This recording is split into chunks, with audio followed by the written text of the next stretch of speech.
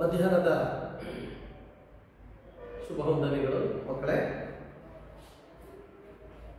ಇವತ್ತು ನಾವು 8ನೇ ತರಗತಿಯ ಸಮಾಜ ವಿಜ್ಞಾನಕ್ಕೆ ಸಂಬಂಧಪಟ್ಟಂತಹ ಆಧಾರಗಳು ಎಂಬ ವಿಚಾರದ ಬಗ್ಗೆ ತಿಳ್ಕೋಬೇಕಾಗ್ತದೆ. ನೀವೀಗಾಗಲೇ 7ನೇ ತರಗತಿಯಲ್ಲಿ ಸಮಾಜ ವಿಜ್ಞಾನವನ್ನು ಅಧ್ಯಯನ ಮಾಡಿ ಬಂದಿರ್ತೀರಾ. ಸೊ ಅಲ್ಲಿಯೂ ಸಹ ಈ ಇತಿಹಾಸದ ಬಗ್ಗೆ ಸ್ವಲ್ಪ ನಾನು ಕೆಲವು ವಿಚಾರಗಳನ್ನು ಚರ್ಚೆ ಮಾಡೋದಾಗಿರ್ತದೆ. ಇಲ್ಲಿ ನಾವು 8ನೇ ತರಗತಿಯಲ್ಲಿ ಸಮಾಜ ವಿಜ್ಞಾನದಲ್ಲಿ ಮೊಟ್ಟ ಮೊದಲನೇದಾಗಿ ಆಧಾರಗಳ ಬಗ್ಗೆ ತಿಳ್ಕೋಬೇಕಾಗ್ತದೆ. ಮಕ್ಕಳೇ, ಇದಕ್ಕಿಂತ ಮೊದಲು ನಾವು ತಿಳ್ಕೋಬೇಕಾದಂತಹ ಮುಖ್ಯವಾದ ವಿಚಾರ ಅಂದ್ರೆ ಇತಿಹಾಸ ಎಂದರೇನು ಅನ್ನೋದನ್ನು ನಾವು ತಿಳ್ಕೋಬೇಕಾಗ್ತದೆ. ಇತಿಹಾಸ ಅಂದ್ರೆ ಏನರ ಬಗ್ಗೆ ಯಾರ್ಯಾರು ಗೊತ್ತಿದ್ರೆ ಆನ್ಸರ್ ಮಾಡಿ. ಈಗಾಗಲೇ ನೀವು ತಿಳ್ಕೊಂಡಿರ್ತೀರ ಸಾಕಷ್ಟು ವಿಚಾರ ಇತಿಹಾಸದ ಬಗ್ಗೆ. ಎಸ್, ಇತಿಹಾಸ ಅಂದ್ರೆ ಏನು, ವಾಟ್ ಈಸ್ ಹಿಸ್ಟ್ರಿ ಅಂತ ಹೇಳ್ಬೋದು. ಎಸ್, ಯಾರಾದ್ರೂ ಹೇಳ್ಬೋದು. Yes, history is a record of past events ಅಂತ ಹೇಳ್ಬೋದು. History is a record of past events ಅಂದ್ರೆ ಅದರ ಕನ್ನಡದಲ್ಲಿ ಹೇಳೋದಕ್ಕೆ ಹೇಗಪ್ಪ ಅಂದ್ರೆ ಇತಿಹಾಸವು ಕಳೆದು ಹೋದ ಘಟನೆಗಳ ಒಂದು ದಾಖಲೆಯ ರೂಪ ಅಂತಕ್ಕಂಥ ಮಾತಲ್ಲಿ ನಾವು ವ್ಯಾಖ್ಯಾನಿಸಬಹುದಾಗಿದೆ. ಇತಿಹಾಸದಲ್ಲಿ ಆ ವ್ಯಾಖ್ಯಾನದಲ್ಲಿ ನಾವು ತಿಳ್ಕೊಳ್ತೀವಿ ಕಳೆದು ಹೋದಂತಹ ಘಟನೆಗಳನ್ನು. ಏನೆಲ್ಲ ನಮ್ಮ ಇತಿಹಾಸದಲ್ಲಿ ಕಳೆದು ಹೋದಂತಹ ಘಟನೆಗಳನ್ನು ನಾವು ರೆಕಾರ್ಡ್ ಮಾಡಿ ದಾಖಲೆಗಳ ರೂಪದಲ್ಲಿ ಇಟ್ಟಿರ್ತಕ್ಕಂಥದ್ದನ್ನ ಇತಿಹಾಸ ಅಂತ ಕರೀತಾರೆ. ಇದನ್ನೆಲ್ಲ ಅಧ್ಯಯನ ಮಾಡತಕ್ಕಂಥವರನ್ನ ಇತಿಹಾಸಕಾರರು ಅಂತ ಕರಿತೀವಿ, ಹಿಸ್ಟೋರಿಯನ್ಸ್ ಅಂತ ಕರಿತೀವಿ. ಇತಿಹಾಸ ಅಂದ್ರೆ ಕಳೆದು ಹೋದ ಘಟನೆಗಳ ಬಗ್ಗೆ ಇರ್ತಕ್ಕಂತಹ ಲಿಖಿತ ರೂಪದ ದಾಖಲೆಗಳನ್ನ ನಾವು ಇತಿಹಾಸ ಅಂತ ಕರಿತೀವಿ. History is A record of past events ಅಂತ ಕರಿತೀವಿ ಇಂಗ್ಲಿಷಲ್ಲಿ. ಹಾಗಾದ್ರೆ ದಾಖಲೆಗಳು ಇರ್ತಕ್ಕಂಥವನ್ನ ನಾವು ಒಪ್ಕೊಳ್ಬೇಕಾಗ್ತದೆ. ಇತಿಹಾಸದ ಬಗ್ಗೆ ನಾವು ಚರ್ಚೆ ಮಾಡಬೇಕಾದ್ರೆ ಇತಿಹಾಸವು ಕಳೆದು ಹೋದ ಘಟನೆಗಳ ಬಗ್ಗೆ ಇರ್ತಕ್ಕಂಥ ಒಂದು ದಾಖಲೆಯನ್ನು ಇತಿಹಾಸ ಅಂತ ಕರಿತೀವಿ. ಇತಿಹಾಸವು ಲಿಖಿತ ರೂಪದಲ್ಲಿರ್ತಕ್ಕಂಥ ದಾಖಲೆಯಾಗಿರ್ತದೆ. ಅದನ್ನೇ ನಾವು ಇತಿಹಾಸ ಅಂತ ಕರೆಯಬಹುದಾಗಿರ್ತದೆ. ಇತಿಹಾಸವನ್ನ ಇತಿಹಾಸಕಾರರು ಹೇಳುವ ಶೈಲಿಯಲ್ಲಿ ಇತಿಹಾಸವನ್ನು ನಾವು ಅಧ್ಯಯನ ಮಾಡಬೇಕಾದ್ರೆ ಆಧಾರಗಳು ಬಹಳ ಮುಖ್ಯ. ಯಾರಾದ್ರೂ ಹೇಳ್ತೀರಾ ಆಧಾರಗಳು ಅಂದ್ರೆ? ಆಧಾರಗಳು ಅಂತಕ್ಕಂಥವು ನಮಗೆ ಪ್ರಸ್ತುತವಾದಂತಹ ಅಂಕಿಅಂಶಗಳನ್ನ, ಪ್ರಸ್ತುತವಾದ ದಾಖಲೆಗಳನ್ನು ಒದಗಿಸಿಕೊಡ್ತಕ್ಕಂಥವನ್ನ ದಾಖಲೆಗಳು ಅಂತ ಕರಿತೀವಿ. ಉದಾಹರಣೆಗೆ ಯಾವುದೋ ಒಂದು ಚಂದ್ರಗುಪ್ತ ಮೌರ್ಯ ಸಾಮ್ರಾಜ್ಯ ಆಳಿ ಹೋಗಿತ್ತು, ನಮ್ಮ ಕರ್ನಾಟಕದಲ್ಲಿ ವಿಜಯನಗರ ಸಾಮ್ರಾಜ್ಯ ಅನ್ನೋದು ಇತ್ತು ಅಂತಕ್ಕಂಥವ್ರ ಬಗ್ಗೆ ನಮಗೆ ಆಧಾರಗಳು ಬಹಳ ಮುಖ್ಯವಾಗಿ ಬೇಕಾಗ್ತದೆ. ಸೋರ್ಸಸ್ ಅಂತ ಕರೀತೀವಿ. ಮಕ್ಕಳೇ, ಇತಿಹಾಸ ಅಂದ್ರೆ ಯಾವುದೇ ಕಟ್ಟುಕತೆಯಲ್ಲ, ಲಿಖಿತ ರೂಪದಲ್ಲಿರ್ತಕ್ಕಂಥ ಒಂದು ದಾಖಲೆ ಆಗಿರ್ತದೆ. ಆ ದಾಖಲೆಗೆ ಪ್ರಸ್ತುತವಾದಂತಹ ಆಧಾರಗಳು ಬಹಳ ಅವಶ್ಯಕವಾಗಿರ್ತದೆ. A history without any source, ಆಧಾರಗಳಿಲ್ಲದೆ ಇತಿಹಾಸವಿಲ್ಲ. ಇತಿಹಾಸ ಅಂದರೆ ಆಧಾರಗಳು ಬಹಳ ಮುಖ್ಯವಾಗಿರ್ತದೆ. ಇತಿಹಾಸಕ್ಕೆ ಆಧಾರಗಳು ಬಹಳ ಮುಖ್ಯವಾಗಿರ್ತದೆ. ನಾವು ಆಧಾರಗಳಿಲ್ಲದೆ ಇತಿಹಾಸವಿಲ್ಲ, ಇತಿಹಾಸ ಅಂದರೆ ಆಧಾರಗಳು ಅಂತಕ್ಕಂಥದ್ದನ್ನ ನಾವು ಮನನ ಮಾಡ್ಕೋಬೇಕಾಗ್ತದೆ.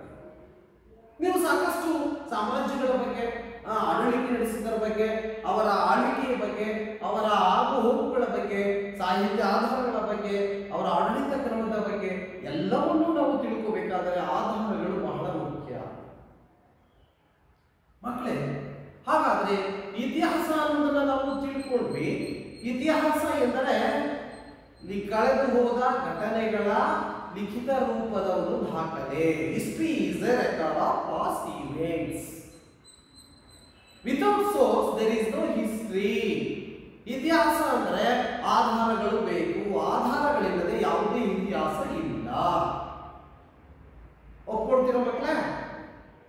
ಸೊ ನಾವು ಯಾವುದೋ ಶತಮಾನಗಳಲ್ಲಿ ಇರ್ತಕ್ಕಂಥ ಯಾವುದೋ ಸಾಮ್ರಾಜ್ಯದ ಬಗ್ಗೆ, ಯಾವುದೋ ಒಂದು ಅವರ ಆಳ್ವಿಕೆ ಕ್ರಮದ ಬಗ್ಗೆ, ಅವರ ಆಡಳಿತದ ಬಗ್ಗೆ, ಅವರ ಕಲೆ ವಾಸ್ತುಶಿಲ್ಪದ ಬಗ್ಗೆ, ಆಡಳಿತ ಕ್ರಮದ ಬಗ್ಗೆ ನಾವು ತಿಳ್ಕೋಬೇಕಂದ್ರೆ ಆ ಸಾಮ್ರಾಜ್ಯದ ಒಂದು ಯಾವುದೋ ಒಂದು ಆಧಾರಗಳು ಬಹಳ ಮುಖ್ಯವಾಗಿ ಬೇಕಾಗ್ತದೆ. ಸೋರ್ಸ್ ಅಂತ ಕರೀತೀವಿ. ಸೊ ಇಲ್ಲಿ ನಾವು ಈಗಾಗಲೇ ಇತಿಹಾಸ ಅಂದ್ರೆ ಏನು ಅಂತ ತಿಳ್ಕೊಂಡ್ವಿ. ಇತಿಹಾಸಕ್ಕೆ ಆಧಾರಗಳು ಬಹಳ ಮುಖ್ಯ ಅಂತಕ್ಕಂಥ ತಿಳ್ಕೊಂಡ್ವಿ. ಹಾಗಾದ್ರೆ ಇತಿಹಾಸದ ಪಿತಾಮಹ ಯಾರು? Who was the father of history? ಯಾರು ಹೇಳ್ತೀರಾ? ಹಿಸ್ಟ್ರಿ, ಇತಿಹಾಸದ ಪಿತಾಮಹ ಯಾರು? ಯಾರು ಹೇಳ್ತೀರಾ? Yes, very good. ಇತಿಹಾಸದ ಪಿತಾಮಹ ಹೆರೋಡೋಟಸ್. ಯಾರು? ಹೆರೋಡೋಟಸ್ ಅನ್ನ ಇತಿಹಾಸದ ಪಿತಾಮಹ ಎಂದು ಕರೆಯಲಾಗುತ್ತದೆ. ಹೆರೋಡೋಟಸ್ ನೋಡಿ, Herodotus is the father of history. Who was called as a father of history? Herodotus was called as a father of history. ಇತಿಹಾಸದ ಪಿತಾಮಹ ಹೆರೋಡೋಟಸ್ ಎಂಬುದಾಗಿ ನಾವು ಕರೆಯಲ್ಪಡ್ತೀವಿ. ಇತಿಹಾಸಕಾರರು ಏನು ಹಿಸ್ಟೋರಿಯನ್ಸ್ ಅಂತ ಕರಿತೀವಿ. ಇತಿಹಾಸಕಾರರು ಇತಿಹಾಸವನ್ನ ರಚನೆ ಮಾಡಬೇಕಾದ್ರೆ ಅಲ್ಲಿ ದೊರಕತಕ್ಕಂತಹ ಆಧಾರಗಳನ್ನ ಆಧಾರವಾಗಿ ಇಟ್ಟುಕೊಂಡು ಅವರು ಯಾವುದೇ ಒಂದು ಇತಿಹಾಸದ ಬಗ್ಗೆ ಅಲ್ಲಿ ರಚನೆ ಮಾಡತಕ್ಕಂತಹ ಒಂದು ಕಾರ್ಯದಲ್ಲಿ ತೊಡಗುತ್ತಾರೆ. ಯಾವುದೋ ಒಂದು ಶತಮಾನದ, ಯಾವುದೋ ಒಂದು ಕಾಲದ, ಆ ಒಂದು ಕಾಲದಲ್ಲಿ ಸಿಗ್ತಕ್ಕಂತಹ ಗತವೈಭವವನ್ನು ವಿವರಿಸತಕ್ಕಂತಹ ಗತಕಾಲದ ಕೆಲವು ಆಧಾರಗಳನ್ನು ಅವರು ಸಿಕ್ಕಾಗ ಅವರು ಇತಿಹಾಸಕಾರರು ರಚನೆ ಮಾಡ್ತಾರೆ. ನೀವು ತಿಳಿದಿರ್ಬೋದು, ಉತ್ಖನನ ಕ್ರಿಯೆ ಅಂತ ಕರೀತಾರೆ. ಉತ್ಖನನ ಕ್ರಿಯೆ ಅಂತಂದ್ರೆ ಯಾವುದೋ ಒಂದು ವಿಚಾರದ ಬಗ್ಗೆ ಭೂಮಿಯನ್ನ ಅಗೆದು ಅಲ್ಲಿ ಸಿಗ್ತಕ್ಕಂತಹ ಯಾವುದೇ ಆಧಾರಗಳನ್ನ ತೆಗೆದುಕೊಂಡು ಆ ಇತಿಹಾಸದ ಬಗ್ಗೆ ನಾವು ತಿಳ್ಕೊಳ್ಳೋದನ್ನ ಏನು ಬರಿತೀವಿ ಅದನ್ನೇ ಇತಿಹಾಸಕ್ಕೆ ಸಂಬಂಧಪಟ್ಟ ದಾಖಲೆಗಳು ಅಂತ ಕರಿತೀವಿ, ಆಧಾರಗಳು ಅಂತ ಕರಿತೀವಿ. ಮಕ್ಕಳೇ, ಆಧಾರಗಳ ಬಗ್ಗೆ ನಾವು ತಿಳ್ಕೊಳ್ತಾ ಹೋದ್ರೆ ಕೆಲವೊಂದು ಪ್ರಾಚೀನ ಕಾಲದಿಂದಲೂ ಸಹ ಮನುಷ್ಯರು ತಮ್ಮ ಬದುಕನ್ನು ಕಟ್ಟಿಕೊಳ್ಳೋದಕ್ಕೆ ವಿವಿಧ ಬಗೆಯ ಅನುಕೂಲಗಳನ್ನ ಮಾಡಿಕೊಂಡಿದ್ರು. ಮಾನವನ ಸಮಾಜವು ತಮ್ಮ ಅನುಕೂಲಕ್ಕೆ ತಕ್ಕಂತೆ ಬಳಸಿಕೊಳ್ತಕ್ಕಂತಹ ವಸ್ತುಗಳು ಇಂದಿಗೂ ಉಳಿಸಿಕೊಂಡಿದ್ದಾರೆ. ಸೊ ಆಗಿನ ಕಾಲದ ಒಂದು ಜನ ಯಾವ ರೀತಿಯಾಗಿ ತಮ್ಮ ದಿನಬಳಕೆಯಲ್ಲಿ ಬಳಸತಕ್ಕಂಥ ವಸ್ತುಗಳನ್ನು ಉಳಿಸಿಕೊಂಡಿದ್ರೋ ಅವುಗಳನ್ನ ನಾವು ಇಲ್ಲಿ ಅವುಗಳನ್ನ ಆಕರಗಳು ಅಂತ ಇತಿಹಾಸಕಾರರು ಬಳಸಿದ್ದಾರೆ. ಆಕರಗಳು ಎಂಬುದಾಗಿ ಇಲ್ಲಿ ನಾವು ತಿಳ್ಕೋಬೇಕಾಗ್ತದೆ. ಬಹಳ ಅನಾದಿ ಕಾಲದಿಂದ ಮಾನವ ಜನಾಂಗ ಬದುಕ್ತಾ ಇತ್ತು. ತಮ್ಮ ಬದುಕಿನಲ್ಲಿ ದಿನನಿತ್ಯ ಬಳಸತಕ್ಕಂಥ ಕೆಲವು ವಸ್ತುಗಳನ್ನ ಆ ಕಾಲದ ಅನಾದಿ ಕಾಲದ ಜನ ಇಂದಿಗೂ ಉಳಿಸಿಕೊಂಡಿದ್ದಾರೆ. ಸೊ ಅಂತಹ ವಸ್ತುಗಳನ್ನ ಇತಿಹಾಸದಲ್ಲಿ ಇತಿಹಾಸಕಾರರು ಆಕರಗಳು ಎಂಬ ಹೆಸರಿನಿಂದ ಕರೆದಿರ್ತಕ್ಕಂಥದ್ದನ್ನು ನಾವು ನೋಡ್ತೀವಿ. ಹಾಗಾದ್ರೆ ಯಾವ್ಯಾವ ಹಿಂದಿನವರು ಬಳಸಿ ಬಿಟ್ಟು ಹೋಗಿರ್ತಕ್ಕಂತಹ ವಸ್ತುಗಳು ಅಂತಹ ವ್ಯವಸಾಯಕ್ಕೆ ಬಳಸ್ತಕ್ಕಂತಹ ಪರಿಕರಗಳು ಅಂದರೆ ವಸ್ತುಗಳಾಗಿರ್ತದೆ. ಅಂದು ಅವರು ಕಟ್ಟಿ ಬಿಟ್ಟು ಹೋಗಿರ್ತಕ್ಕಂಥ ದೇವಾಲಯಗಳಾಗಿರ್ತವೆ. ಆ ಕಾಲದ ಧಾರ್ಮಿಕ ಕಟ್ಟಡಗಳಾಗಿರ್ಬೋದು, ಕೋಟೆ ಕೊತ್ತಲಗಳಾಗಿರ್ಬೋದು, ಕಟ್ಟಡಗಳಾಗಿರ್ಬೋದು, ಶಾಸನಗಳು, ನಾಣ್ಯಗಳು, ಸ್ಮಾರಕಗಳು, ಆಯುಧಗಳು ಇವೆಲ್ಲವೂ ಸಹ ಆಕಾರಗಳಾಗಿ ನಮಗೆ ಇತಿಹಾಸ ರಚನೆಯಲ್ಲಿ ಬಹಳ ಮುಖ್ಯವಾದ ಪಾತ್ರವನ್ನು ವಹಿಸ್ತಕ್ಕಂಥದ್ದನ್ನು ನಾವು ಕಾಣ್ತೀವಿ. ಇತಿಹಾಸವನ್ನ ಬರೆಯೋದಕ್ಕೆ ಇತಿಹಾಸಕಾರರು ಈ ಎಲ್ಲಾ ವಸ್ತುಗಳಂದ್ರೆ ಕಟ್ಟಡಗಳು, ಸ್ಮಾರಕಗಳು, ನಾಣ್ಯಗಳು, ಬಕಾಯಿಗಳು, ದೇವಾಲಯಗಳು, ಅವರು ಬಳಸ್ತಕ್ಕಂಥ ವ್ಯವಸಾಯಕ್ಕೆ ಬಳಸ್ತಕ್ಕಂತಹ ಪರಿಕರಗಳು ಅಥವಾ ವಸ್ತುಗಳು ಅಂತ ಏನಿವೆಲ್ಲ ನಮಗೆ ಸಿಕ್ಕಿದೆ ಅವುಗಳನ್ನು ಇತಿಹಾಸಕಾರರು ಆ ಇತಿಹಾಸದ ರಚನೆಗೆ ಆಕರಗಳು ಎಂಬ ಹೆಸರನ್ನು ಕೊಟ್ಟು ಅದನ್ನ ಇತಿಹಾಸ ರಚಿಸಲು ಉಪಯೋಗಿಸ್ತಕ್ಕಂಥದ್ದನ್ನು ನಾವೇ ಕಾಣ್ತೀವಿ. ಹಾಗಾದ್ರೆ ಆಕರಗಳು, ಆಧಾರಗಳು ಅಂತಕ್ಕಂಥ ಏನ್ ಹೇಳಿದೀವೋ ಲಿಖಿತ ರೂಪದಲ್ಲಾಗಲೂ ಇರುತ್ತೆ. ಲಿಖಿತ ರೂಪದ ಒಂದು ಕೆಲವು ದಾಖಲೆಗಳು ಸಹ ನಮಗೆ ಸಿಕ್ಕಿದೆ. ಲಿಖಿತ ರೂಪದ ದಾಖಲೆಗಳಂದ್ರೆ ಅಂದಿನ ಜೀವನ ಶೈಲಿಯಲ್ಲಿ ಆ ಜನಾಂಗ ಅಥವಾ ಆ ಜನಗಳು ಬಳಸ್ತಕ್ಕಂತಹ ಏನು ಸಾಹಿತ್ಯ ಕ್ರಮ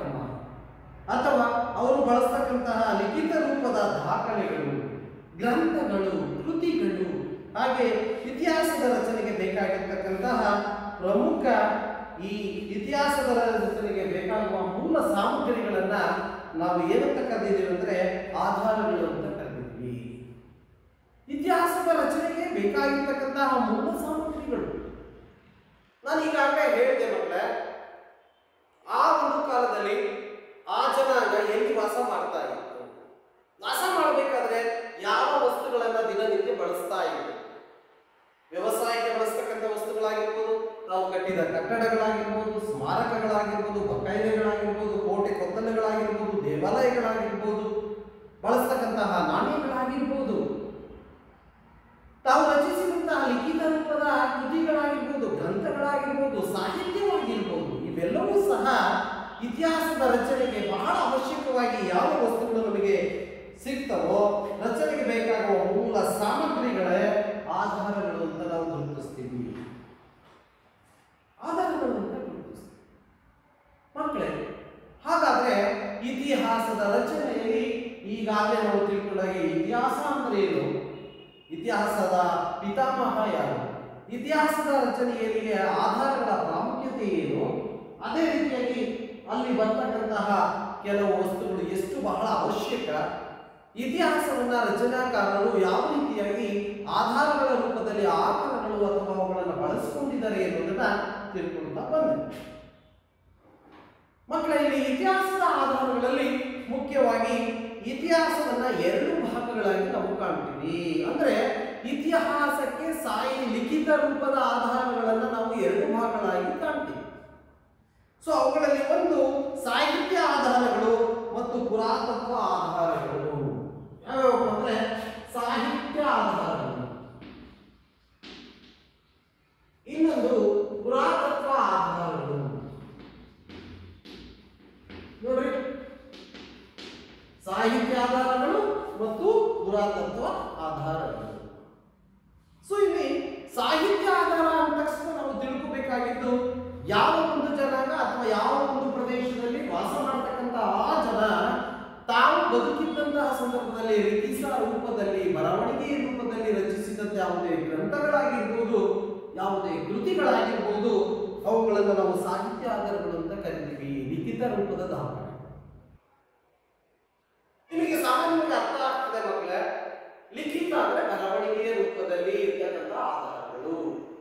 ಬರವಣಿಗೆಯ ರೂಪದ ಆಧಾರಗಳು ಅಂತಂದ್ರೆ ಸಾಹಿತ್ಯ ಆಧಾರಗಳು.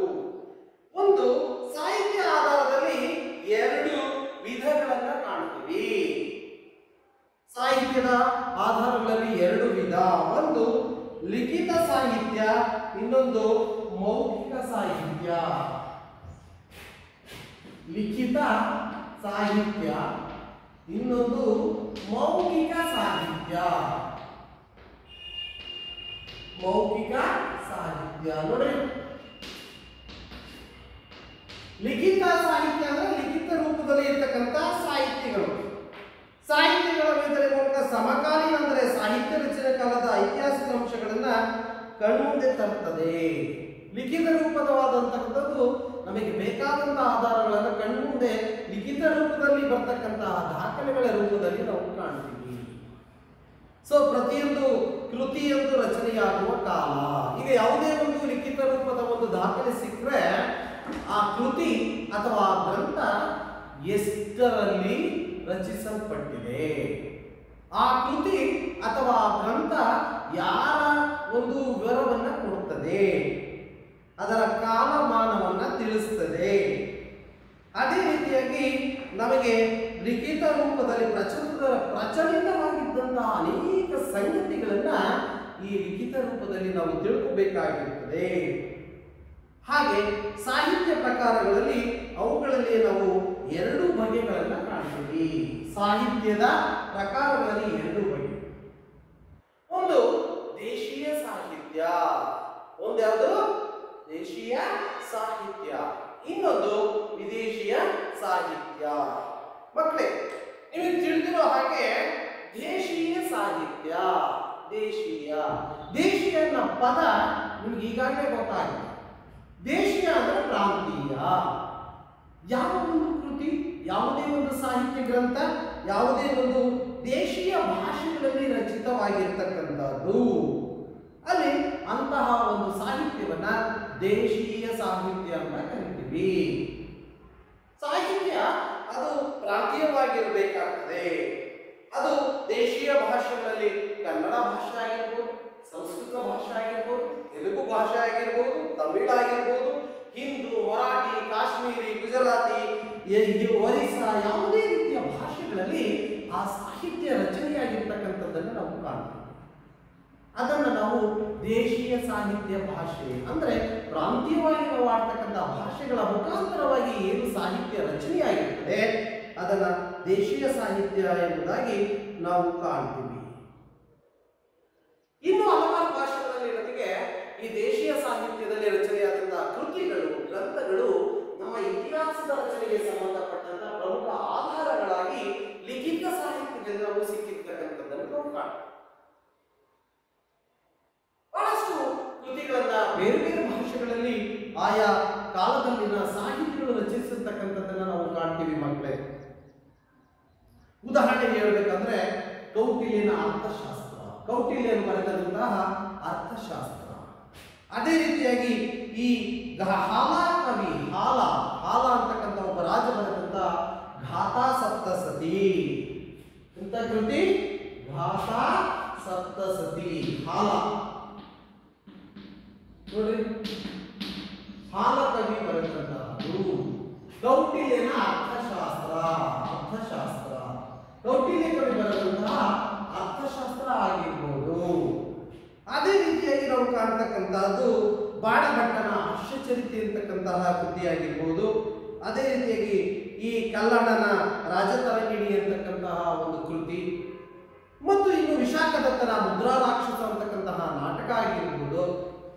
ಮತ್ತು ಅದೇ ರೀತಿಯಾಗಿ ಈ ಚಾಂದ್ ಬರ್ದಾಯಿ ಅಂತಕ್ಕಂತಹ ಕವಿ, ಚಾಂದ್ ಬರ್ದಾಯಿ ಅಂತಕ್ಕಂತಹ ಕವಿ ಬರೆದಂತಹ ಪೃಥ್ವಿರಾಜೋ ರಾಸೋ ಅಥವಾ ಪೃಥ್ವಿರಾಜ ರಾಸೋ ಅಂತಕ್ಕಂಥ ಕೃತಿಯನ್ನ ಚಾಂದ್ ಬರ್ದಾಯಿ ಅಂತಕ್ಕಂಥ ಕವಿ ಬರೆದಿರ್ತಕ್ಕಂಥದ್ದನ್ನು ನಾವು ಕಾಣ್ತೀವಿ. ಇನ್ನು ನಮ್ಮ ಪಂಪ ಕವಿ ಬರೆದಂತಹ ವಿಕ್ರಮಾರ್ಜುನ ವಿಜಯ, ಹೀಗೆ ಹಲವಾರು ಭಾಷೆಗಳಲ್ಲಿ ಇನ್ನು ಬರ್ತಕ್ಕಂಥ ಈ ತಮಿಳಿಗೆ ಸಂಬಂಧ ಸಂಗಮ ಸಾಹಿತಿಗಳು, ಹೀಗೆ ಹಲವಾರು ಭಾಷೆಗಳಲ್ಲಿ ರಚಿತವಾಗಿರ್ತಕ್ಕಂತಹ ಆಗಿನ ಕಾಲದಲ್ಲಿನ ಆ ಒಂದು ಜನರ ಧಾರ್ಮಿಕ ಭಾವನೆಗಳ ಬಗ್ಗೆ, ಸಾಂಸ್ಕೃತಿಕ ಒಂದು ಅಂಶಗಳ ಬಗ್ಗೆ, ಅದೇ ರೀತಿ ಆರ್ಥಿಕ, ಸಾಮಾಜಿಕ, ಸಾಂಸ್ಕೃತಿಕ ಹಲವಾರು ಆಡಳಿತ ವಿಚಾರಗಳ ಬಗ್ಗೆ ಇವು ಲಿಖಿತ ರೂಪದಲ್ಲಿ ನಮಗೆ ಕೆಲವೊಂದು ಪ್ರಮುಖ ಅಂಶಗಳನ್ನು ಒದಗಿಸಿಕೊಡ್ತವೆ. ಅವೇ ಲಿಖಿತ ಸಾಹಿತ್ಯ ಆಧಾರಗಳು. ನೋಡಿ, ದೇಶೀಯ ಸಾಹಿತ್ಯ ಆಧಾರಗಳು ಅರ್ಥವಾಗ್ತಿದೆ ಮಕ್ಕಳ? ಲಿಖಿತ ಅಂದ್ರೆ ಬರವಣಿಗೆ. ನಾವು ಉದಾಹರಣೆಗೆ ಈಗ ನೋಡ್ರಿ, ಯಾವುದೇ ಒಂದು ವಿಜಯನಗರ ಸಾಮ್ರಾಜ್ಯ ಅಂತ ತಗೊಳ್ಳೋಣ. ಉದಾಹರಣೆಗೆ ವಿಜಯನಗರ ಸಾಮ್ರಾಜ್ಯದ ಒಂದು ಮೂಲದ ಬಗ್ಗೆ, ವಿಜಯನಗರ ಸಾಮ್ರಾಜ್ಯ ಸ್ಥಾಪನೆಯ ಬಗ್ಗೆ, ಆ ಸ್ಥಾಪಕರು ಯಾರು ಅನ್ನೋದ್ರ ಬಗ್ಗೆ, ಆ ವಿಜಯನಗರ ಸಾಮ್ರಾಜ್ಯದ ಸ್ಥಾಪನೆಗೆ ಸಿಕ್ಕಿರ್ತಕ್ಕಂಥ ಕೆಲವು ಆಧಾರಗಳ ಬಗ್ಗೆ, ಅವು ಲಿಖಿತ ರೂಪದ ಸಾಹಿತ್ಯ ಆಧಾರಗಳು ಆಗಿರ್ಬೋದು, ದೇಶೀಯ ಸಾಹಿತ್ಯಗಳಾಗಿರ್ಬೋದು, ವಿದೇಶಿ ಸಾಹಿತ್ಯಗಳಾಗಿರ್ಬೋದು, ಅಥವಾ ಮೌಖಿಕ ಆಧಾರಗಳ ಈ ರೀತಿಯಾಗಿ ಆಯಾ ಒಂದು ಸಾಮ್ರಾಜ್ಯ ಕಾಲದ ಆಗಿನ ಕಾಲದ ಕಲೆ, ವಾಸ್ತುಶಿಲ್ಪ, ಸಾಹಿತ್ಯ, ಸಂಸ್ಕೃತಿ, ಆಚಾರ ವಿಚಾರ, ಅವರ ಆಡಳಿತ ಕ್ರಮದ ಬಗ್ಗೆ, ಆರ್ಥಿಕತೆಯ ಬಗ್ಗೆ, ರಾಜಕೀಯ ಆಡಳಿತದ ವ್ಯವಸ್ಥೆಯ ಬಗ್ಗೆ, ಸಾಮಾಜಿಕ ವ್ಯವಸ್ಥೆಯ ಬಗ್ಗೆ, ಧಾರ್ಮಿಕ ವಿಚಾರಗಳ ಬಗ್ಗೆ ನಮಗೆಲ್ಲವೂ ಸಹ ಲಿಖಿತ ರೂಪದಲ್ಲಿ ಸಿಕ್ಕಿರ್ತಕ್ಕಂಥ ಅಂಶಗಳನ್ನು ನಾವು ಸಾಹಿತ್ಯ ದೇಶೀಯ ಆಧಾರಗಳು ಅಂತ ಕರೀತಾರೆ. ಇದಲ್ಲದೆ ಮಕ್ಕಳೇ, ಇನ್ನೂ ಕೆಲವೊಂದು ದೇಶೀಯ ಸಾಹಿತ್ಯದಲ್ಲಿ ನಾವು ಕೆಲವೊಂದು ವಿಚಾರಗಳನ್ನು ಅತಿಶಯೋಕ್ತಿಯಾಗಿ ಬರೆದಿರ್ತಕ್ಕಂಥದ್ದನ್ನು ನಾವು ಕಾಣ್ತೇವೆ. ಅತಿಶಯೋಕ್ತಿ ಅಥವಾ ಉತ್ಪ್ರೇಕ್ಷೆಯನ್ನ ನಾವು ಇತಿಹಾಸಗಾರರು ಹೇಳ್ತಕ್ಕಂಥದ್ದನ್ನು ನಾವು ಕಾಣ್ತೀವಿ. ಸ್ವಾಮಿ ನಿಷ್ಠೆ ಅಂಶಗಳು ತೀವ್ರವಾಗಿದ್ದರೆ ಅಂದ್ರೆ ಕೆಲವೊಂದು ಪ್ರಾದೇಶಿಕ ಆಧಾರಗಳಲ್ಲಿ ಲಿಖಿತ ರೂಪದಲ್ಲಿ ಕೆಲವೊಂದು ಸ್ವಾಮಿ ನಿಷ್ಠೆ, ಕೆಲವೊಂದು ಕಾಲದಲ್ಲಿ ಅತಿಶಯೋಕ್ತಿ, ಉತ್ಪ್ರೇಕ್ಷೆಯ ರೀತಿಯಲ್ಲಿಯೂ ಸಹ ವರ್ಣಿಸಿ ಬರೆದಿರ್ತಕ್ಕಂಥದ್ದನ್ನು ಸಹ ನಾವು ಕಾಣ್ತೀವಿ. ಸೊ ವಿದೇಶಿ ಸಾಹಿತ್ಯದಲ್ಲಿ ಸ್ಥಳೀಯ ಜ್ಞಾನದ ಕೊರತೆ ಇರ್ತದೆ, ತಪ್ಪು ಗ್ರಹಿಕೆಗಳಿರ್ತದೆ. ಈ ಲಿಖಿತ ಸಾಹಿತ್ಯದ ಭಿನ್ನತೆಗಳನ್ನು ಸಹ ನಾವು ಇಲ್ಲಿ ಕಾಣಬೇಕಾಗ್ತದೆ. ಇತಿಹಾಸ ರಚನೆ ಮಾಡಬೇಕಾದ ಸವಾಲು ಇವೆಲ್ಲವನ್ನು ಎದುರಿಸಿ ಇತಿಹಾಸಕಾರರು ಇತಿಹಾಸವನ್ನು ರಚನೆ ಮಾಡಬೇಕಾಗ್ತದೆ. ಈ ರೀತಿಯಾಗಿ ನಾವು ಇತಿಹಾಸದ ದೇಶೀಯ ಭಾಷೆಗಳ ಸಾಹಿತ್ಯವನ್ನು ನಾವು ಕಾಣುತ್ತೇವೆ. ಇನ್ನು ಮೌಖಿಕ ಸಾಹಿತ್ಯ. ಮೌಖಿಕ ಸಾಹಿತ್ಯ ಅಂದ್ರೆ ಒಂದು ವ್ಯಾಖ್ಯಾನಿಸಬೇಕಾದ್ರೆ ಮೌಖಿಕ ಅಂದ್ರೆ ಮಾತಿನ ಮೂಲಕ. ಮೌಖಿಕ ಸಾಹಿತ್ಯ ಒಬ್ಬರಿಂದ ಮತ್ತೊಬ್ಬರಿಗೆ, ಒಬ್ಬರಿಂದ ಇನ್ನೊಬ್ಬರಿಗೆ ಬಾಯಿ ಮಾತಿನ ಮುಖಾಂತರ ತಲುಪತಕ್ಕಂತಹದ್ದು, ಹರಿದು ಬಂದಿರತಕ್ಕಂತಹ ಕಥೆಯ ರೂಪದಲ್ಲಿ, ಪುರಾಣಗಳ ರೂಪದಲ್ಲಿ ನಾವು ಲಾವಣಿಗಳಾಗಿರ್ಬೋದು, ಜಾನಪದ ಗೀತೆಗಳಾಗ್ಬೋದು, ಐತಿಹ್ಯಗಳಾಗಿರ್ಬೋದು, ಈ ಮುಂತಾದವುಗಳನ್ನು ಅನಾದಿ ಕಾಲದಿಂದ ನಾವು ಕಾಣ್ತೀವಿ. ತಮ್ಮ ಅನುಭವ ನೆನಪುಗಳನ್ನ ಹಾಡುಗಳ ಮುಖಾಂತರ, ಜಾನಪದ ಸಾಹಿತ್ಯದ ಮುಖಾಂತರ, ಐತಿಹ್ಯದ ಮುಖಾಂತರ, ಲಾವಣಿಗಳನ್ನ ಮುಖಾಂತರವಾಗಿ ಜನರಿಂದ ಜನರಿಗೆ ಮೌಖಿಕವಾಗಿ ತಲೆಮಾರಿನಿಂದ ತಲೆಮಾರಿಗೆ ಈ ಒಂದು ವಿಚಾರಗಳು ತಲುಪಿಸ್ತಕ್ಕಂಥದ್ದು ಮೌಖಿಕ ಆಧಾರ ಅಥವಾ ಮೌಖಿಕ ಸಾಹಿತ್ಯಗಳು ಎಂಬುದಾಗಿ ನಾವು ಕಾಣ್ತೀವಿ. ನೋಡ್ರಿ, ಜಾನಪದ ಸಾಹಿತ್ಯವನ್ನು ನಾವು ನೋಡ್ತೀವಿ, ಕೆಲವೊಂದು ಕಥೆ ಪುರಾಣಗಳನ್ನು ನಾವು ಕಾಣ್ತೀವಿ, ಐತಿಹ್ಯಗಳನ್ನ ಕಾಣ್ತೀವಿ, ಲಾವಣಿಗಳನ್ನ ಕಾಣ್ತೀವಿ. ಇವೆಲ್ಲವೂ ಸಹ ಒಂದು ತಲೆಮಾರಿನಿಂದ ಮತ್ತೊಂದು ತಲೆಮಾರಿಗೆ ಮಾತಿನ ಮೂಲಕ ಒಬ್ಬರಿಂದ ಮತ್ತೊಬ್ಬರಿಗೆ ಪ್ರಸಾರ ಆಗ್ತದೆ. ಇವು ಲಿಖಿತ ರೂಪದಲ್ಲಿ ಮೌಖಿಕವಾದಂತಹ ಸಾಹಿತ್ಯ ಆಧಾರಗಳನ್ನ ನಾವು ಕಾಣ್ತೀವಿ. ಕಥೆಗಳು, ಲಾವಣಿಗಳು, ಅವರು ಮಾಡಿದಂತಹ ಅನುಭವಗಳ ನೆನಪುಗಳನ್ನು ನಾವು ಇಲ್ಲಿ ಕಟ್ಟಿ ನಾವು ಕಾಣ್ತೀವಿ. ಅದೇ ರೀತಿಯಾಗಿ ಕುಮಾರರಾಮ, ಚಿತ್ರದುರ್ಗದ ನಾಯಕರು ಕೆಂಪೇಗೌಡ, ಟಿಪ್ಪು ಸುಲ್ತಾನ್ ಮುಂತಾದವರ ಬಗ್ಗೆ ಲಾವಣಿಗಳನ್ನ ಕಾಣ್ತೀವಿ, ಕಥೆಗಳನ್ನ ಕಾಣ್ತೀವಿ, ಐತಿಹ್ಯಗಳನ್ನ ಕಾಣ್ತೀವಿ. ಹೀಗೆ ಬಹಳಷ್ಟು ವಿಚಾರಗಳನ್ನ ನಾವು ತಿಳ್ಕೋಬೇಕಾಗ್ತದೆ. ಸೊ ಇಂತಹ ವಿಚಾರಗಳನ್ನ ಮೌಖಿಕ ಸಾಹಿತ್ಯದ ಬಗ್ಗೆ, ಮೌಖಿಕ ಸಾಹಿತ್ಯ ಅಂತಕ್ಕಂಥದ್ದು ಜನರಿಂದ ಜನರ ಬಾಯಿಗೆ ಇರ್ತಕ್ಕಂಥದ್ದನ್ನು ನಾವು ಕಾಣ್ತೀವಿ. ಹೀಗೆ ಐತಿಹ್ಯ ಅಂದರೆ ಒಂದು ವಿಚಾರ ಸ್ಥಳೀಯ ಪುರಾಣಗಳ ಬಗ್ಗೆ, ಸ್ಥಳೀಯ ಇತಿಹಾಸದ ಬಗ್ಗೆ. ಸ್ಥಳೀಯ ಪುರಾಣಗಳು ಪ್ರತಿಯೊಂದು ಊರಿಗೂ ಅವರವರದೇ ಆದ ಸ್ಥಳದ ಒಂದು ಪುರಾಣಗಳನ್ನು ನಾವು ಕಾಣ್ತೀವಿ. ಈಗ ನೋಡ್ರಿ, ನಿಮ್ಮ ಊರಿಗೆ ಯಾವುದೋ ಒಂದು ಹೆಸರು ಇಟ್ಟಿರ್ತಾರೆ. ಉದಾಹರಣೆಗೆ ಯಾವುದೋ ಒಂದು ಊರಿನ ಬಗ್ಗೆ ಆ ಇತಿಹಾಸ ಹೊಂದಿರತಕ್ಕಂಥ ಒಂದು ಹೆಸರನ್ನು ಇಟ್ಟಿರ್ತಾರೆ. ಉದಾಹರಣೆಗೆ ನೋಡಿ, ಚಿತ್ರದುರ್ಗದ ಕಲ್ಲಿನ ಕೋಟೆ ಅಂತ ಕರೀತಾರೆ. ಕೆಂಪೇಗೌಡನ ಒಂದು ಅರಮನೆ ಇರ್ತಕ್ಕಂಥದ್ದು ಚಿತ್ರದುರ್ಗದ ಕಲ್ಲಿನ ಕೋಟೆ, ಅದಕ್ಕೆ ಚಿತ್ರದುರ್ಗ ಅಂತ ಕರೆದರು. ಸೊ ಹೀಗೆ ಇಲ್ಲಿ ಮೊದಲಾದ ಈ ಕೆಲವೊಂದು ಐತಿಹ್ಯ ಅಥವಾ ಇತಿಹಾಸ ಹೊಂದಿರತಕ್ಕಂಥ ಊರುಗಳಿಗೆ ಆಯಾ ಹೆಸರುಗಳೇ ಸಾಕ್ಷಿಗಳಾಗಿರ್ತಕ್ಕಂಥದ್ದನ್ನು ನಾವು ನೋಡಿ ಮಕ್ಕಳೇ.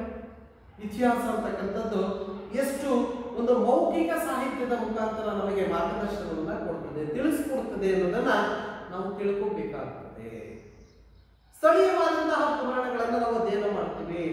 ಯಾವುದೋ ಒಂದು ಊರಿನ ಹಿನ್ನೆಲೆ ಬಗ್ಗೆ ಅದರ ಇತಿಹಾಸವನ್ನು ನಾವು ನೋಡ್ತಾ ಹೋದ್ರೆ ಮೌಖಿಕ ಪುರಾಣಗಳು, ಲಾವಣಿಗಳು, ಈ ಜಾನಪದ ಗೀತೆಗಳ ಮುಖಾಂತರವಾಗಿ ನಾವು ಬಹಳಷ್ಟು ವಿಚಾರಗಳನ್ನ ತಿಳ್ಕೊಳ್ಳೋದಕ್ಕೆ ಸಾಧ್ಯತೆ ಆಗ್ತದೆ ಅನ್ನೋದನ್ನು ಸಹ ನಾವು ತಿಳ್ಕೋಬೇಕಾಗ್ತದೆ. ಹೀಗೆ ಲಿಖಿತ ಸಾಹಿತ್ಯದಲ್ಲಿ ಅದರ ಜೊತೆಗೆ ಮೌಖಿಕ ಸಾಹಿತ್ಯವು ಸಹ ಬಹಳ ಮುಖ್ಯವಾಗಿದೆ ಅನ್ನೋದನ್ನು ನಾವು ಸಹ ತಿಳ್ಕೋಬೇಕು.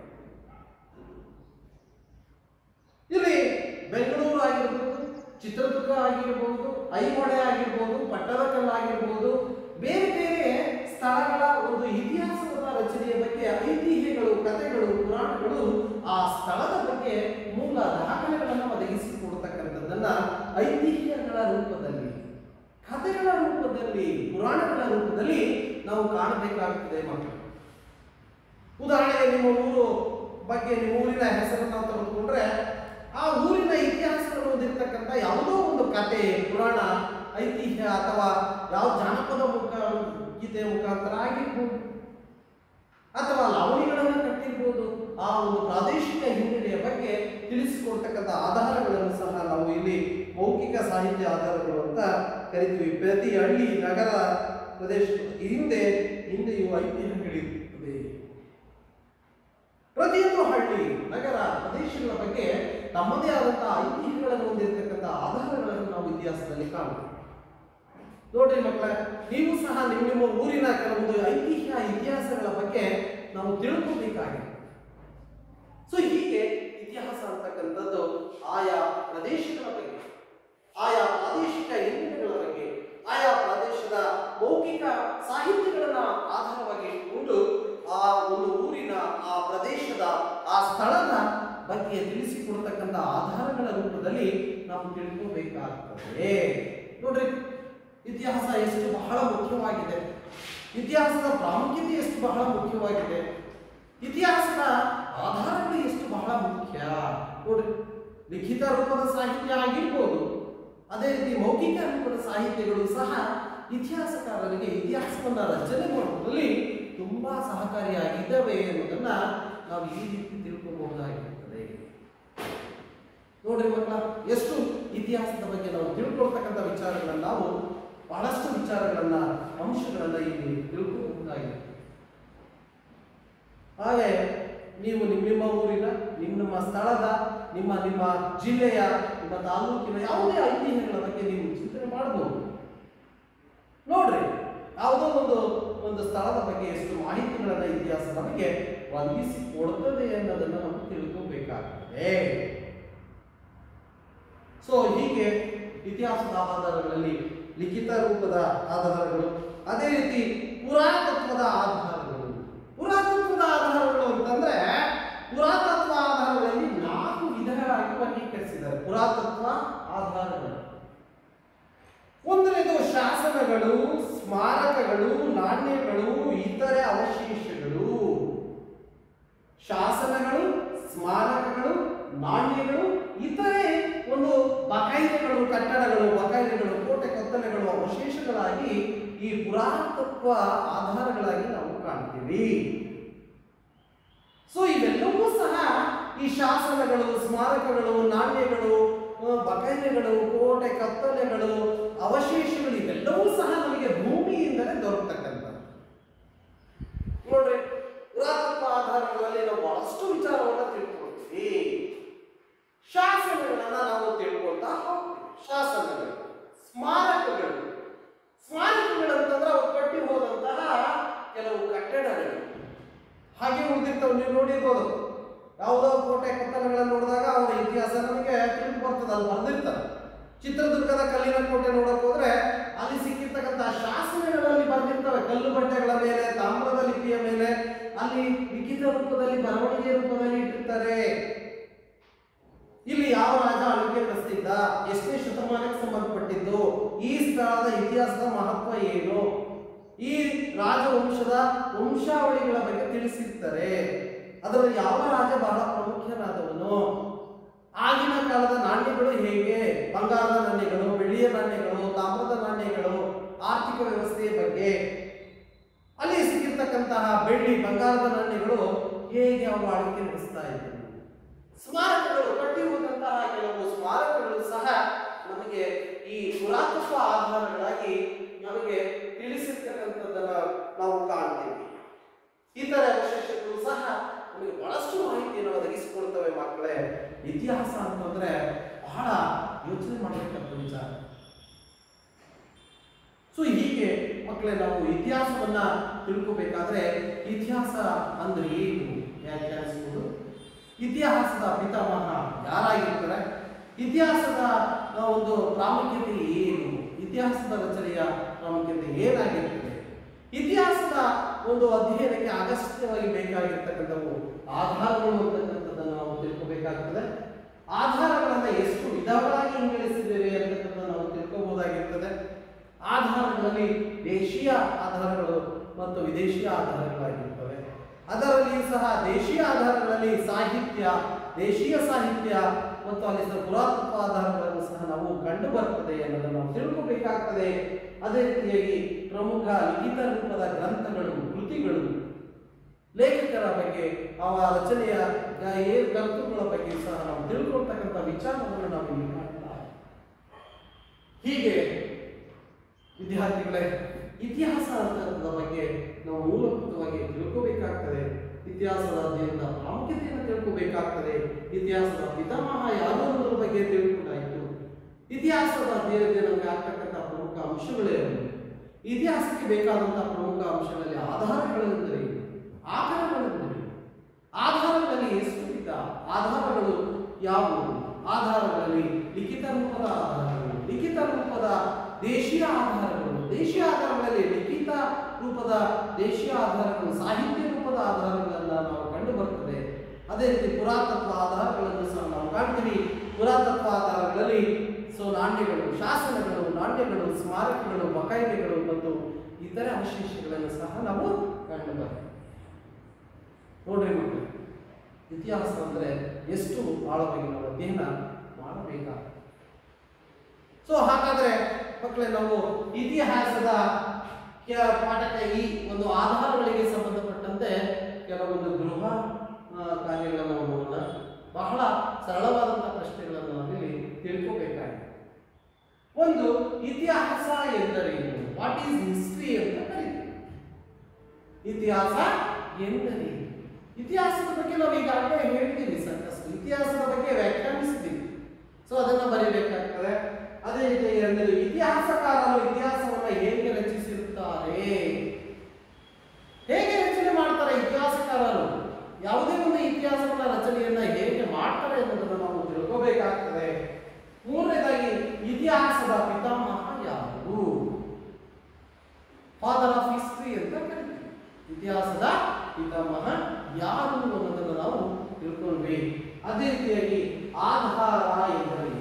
ಅವುಗಳಲ್ಲಿ ಎಷ್ಟು ವಿಧ? ಆಧಾರಗಳು ಎಷ್ಟು ಬಹಳ ಮುಖ್ಯ? ಇತಿಹಾಸಕ್ಕೆ ಆಧಾರಗಳಿಂದ ಎಷ್ಟು ಅವಶ್ಯಕತೆ ಇದೆ? ಯಾವುದೇ ಒಂದು ಇತಿಹಾಸದ ರಚನೆಯಲ್ಲಿ ಆಧಾರಗಳ ಪ್ರಾಮುಖ್ಯತೆ ಏನು ಅನ್ನೋದ್ರ ಬಗ್ಗೆ ನಾವು ತಿಳ್ಕೋಬೇಕಾಗಿದೆ. ಇಷ್ಟನ್ನ ನಾವು ಇಲ್ಲಿ ತಿಳ್ಕೊಂಡಿದ್ದೀವಿ ಅಂತ ಬಹಳಷ್ಟು ಚೆನ್ನಾಗಿ ನಿಮಗೆ ಈ ವಿಚಾರ ಅರ್ಥ ಆಗಿದೆ ಅಂತಕ್ಕಂಥದ್ದನ್ನು ನಾವು ತಿಳ್ಕೋಬೇಕಾಗ್ತದೆ. ಇತಿಹಾಸಕ್ಕೆ ನಾವು ಇತಿಹಾಸವನ್ನು ಅಧ್ಯಯನ ಮಾಡೋಕ್ಕಿಂತ ಮೊದಲು ಈ ಎಲ್ಲ ಅಂಶಗಳನ್ನು ನಾವು ಚೆನ್ನಾಗಿ ತಿಳ್ಕೋಬೇಕಾಗ್ತದೆ. ಈಗಾಗಲೇ ಬಹಳಷ್ಟು ದೇಶೀಯ ಸಾಹಿತ್ಯಗಳ ಬಗ್ಗೆ, ಕೌಟಿಲ್ಯನ ಅರ್ಥಶಾಸ್ತ್ರದ ಬಗ್ಗೆ ಆಗಿರ್ಬೋದು, ಹಾಲಕವಿ ಬರೆದ ಗಾಥಾ ಸಪ್ತಸಿ ಅಂತಕ್ಕಂಥ ಗ್ರಂಥ ಆಗಿರ್ಬೋದು, ಗಾಥಾ ಸಪ್ತಸತಿ, ವಿಶಾಖದತ್ತನ ಮುದ್ರಾ ರಾಕ್ಷಸ ಅಂತಕ್ಕಂಥ ನಾಟಕ ಆಗಿರ್ಬೋದು, ಇದೇ ತರ ಬರ್ತಕ್ಕಂತಹ ಬರ್ದಾಯಿ ಎಂಬ ಕವಿ ಬರೆದಂತಹ ಪೃಥ್ವಿರಾಜ ರಾಸು ಅಂತಕ್ಕಂತಹ ಕೃತಿ ಆಗಿರ್ಬೋದು, ಆ ಕೌಟಿಲ್ಯನ ಅರ್ಥಶಾಸ್ತ್ರ ಆಗಿರ್ಬೋದು, ಹರ್ಷಚರಿತೆ, ಬಾಣಕವಿ ಬರೆದ ಬಾಣಭಟ್ಟನ ಹರ್ಷಚರಿತೆ ಆಗಿರ್ಬೋದು. ಹೀಗೆ ನಮಗೆ ಹಲವಾರು ಕವಿಗಳು ಹಲವಾರು ಈ ಕೃತಿಗಳನ್ನ ರಚನೆ ಮಾಡಿದಾರಲ್ಲ, ಈ ಕೃತಿಗಳ ಮುಖಾಂತರ ನಮಗೆ ಬಹಳಷ್ಟು ಇತಿಹಾಸದ ರಚನೆಗೆ ಬೇಕಾಗ್ತಕ್ಕಂಥ ಅಂಶಗಳನ್ನು ನಾವು ಇಲ್ಲಿ ತಿಳ್ಕೋಬಹುದಾಗಿದೆ. ನೋಡಿ ಎಷ್ಟು ಚೆನ್ನಾಗಿದೆ, ಎಷ್ಟು ನಾವು ಈ ಒಂದು ಇತಿಹಾಸದ ರಚನೆಗೆ ಎಷ್ಟು ಅವಶ್ಯಕವಾಗಿರ್ತದೆ ಅನ್ನೋದನ್ನು ನಾವು ಇಲ್ಲಿ ತಿಳ್ಕೋಬಹುದಾಗಿರ್ತದೆ. ಹಾಗಾದ್ರೆ ಮಕ್ಕಳೇ, ಈಗ ಈ ಒಂದು ತರಗತಿಯಲ್ಲಿ ನೀವು ಯಾವ ರೀತಿಯಾಗಿ ಇತಿಹಾಸದ ಬಗ್ಗೆ ತಿಳ್ಕೊಂಡ್ರಿ, ಇತಿಹಾಸವನ್ನು ಹೇಗೆ ನಾವು ರಚನೆ ಮಾಡಿಕೊಡ್ಬೋದು ಅನ್ನೋದ್ರ ಬಗ್ಗೆ ತಿಳ್ಕೊಂಡಿದ್ದೀರಾ? ಈ ಒಂದು ಅಧ್ಯಾಯದ ಬಗ್ಗೆ ಏನಾದರೂ ಪ್ರಶ್ನೆ ಕೇಳೋದಾದ್ರೆ, ಯಾವುದೇ ಡೌಟ್ ಇದ್ರೆ ದಯಮಾಡಿ ಕೇಳಬೇಕು. ಎಸ್, ಹೌದು, ಯಾರಾದ್ರೂ ಕೇಳಿ ಈ ಒಂದು ಅಧ್ಯಾಯದಲ್ಲಿ. ಹಾಗೆ ನನಗನ್ಸೋ ಪ್ರಕಾರ ನಿಮಗೆಲ್ಲ ಈ ಪಾಠ ಅರ್ಥ ಆಗಿದೆ, ಚೆನ್ನಾಗಿ ಅರ್ಥ ಆಯ್ತಲ್ಲ? ಹಾಗಾದ್ರೆ ನೀವು ನಾಳೆ ಈ ಒಂದು ಗೃಹ ಪಾಠವನ್ನ ನಾವು ನಾಳೆ ಬರ್ಕೊಂಡು ಬಂದ್ರೆ ಚೆನ್ನಾಗಿ ತಿಳಿಯುತ್ತದೆ. ಹಾಗಾದ್ರೆ ಮಕ್ಕಳೇ, ಈ ಒಂದು ತರಗತಿಯಲ್ಲಿ ಇವತ್ತಿನ ದಿನ ಇತಿಹಾಸದ ಬಗ್ಗೆ, ಇತಿಹಾಸ ರಚನೆಯ ಬಗ್ಗೆ, ಆಧಾರಗಳ ಬಗ್ಗೆ, ಆಧಾರಗಳ ವಿಧಗಳ ಬಗ್ಗೆ, ಆಧಾರಗಳು ಎಷ್ಟು ಇತಿಹಾಸದಲ್ಲಿ ಬಹಳ ಪ್ರಾಮುಖ್ಯತೆಯನ್ನು ವಹಿಸಿದ ಇತಿಹಾಸದ ರಚನೆಕಾರರ ಬಗ್ಗೆ, ಇತಿಹಾಸ ರಚನೆಯಲ್ಲಿ ಆಧಾರಗಳು ಎಷ್ಟು ಪ್ರಾಮುಖ್ಯತೆಯನ್ನು ಪಡೆದಿವೆ ಅನ್ನೋದ್ರ ಬಗ್ಗೆ ಬಹಳ ಸಂಕ್ಷಿಪ್ತವಾಗಿ ನಾವು ತಿಳ್ಕೊಂಡಾಯಿತು. ಹಾಗಾದರೆ ಈಗ ಈ ತರಗತಿಯನ್ನು ಮುಗಿಸ್ತಾ ನಾಳಿನ ತರಗತಿಯಲ್ಲಿ ಮುಂದಿನ ಅಧ್ಯಯನ ತಿಳ್ಕೊಳ್ಳೋದಕ್ಕೆ ಮುಂದಾಗೋಣ ಅಂತ ಹೇಳ್ತಾ ಈ ತರಗತಿಯನ್ನು ಮುಗಿಸ್ತಾರೆ. ಎಲ್ಲರಿಗೂ ಶುಭೋದಯ.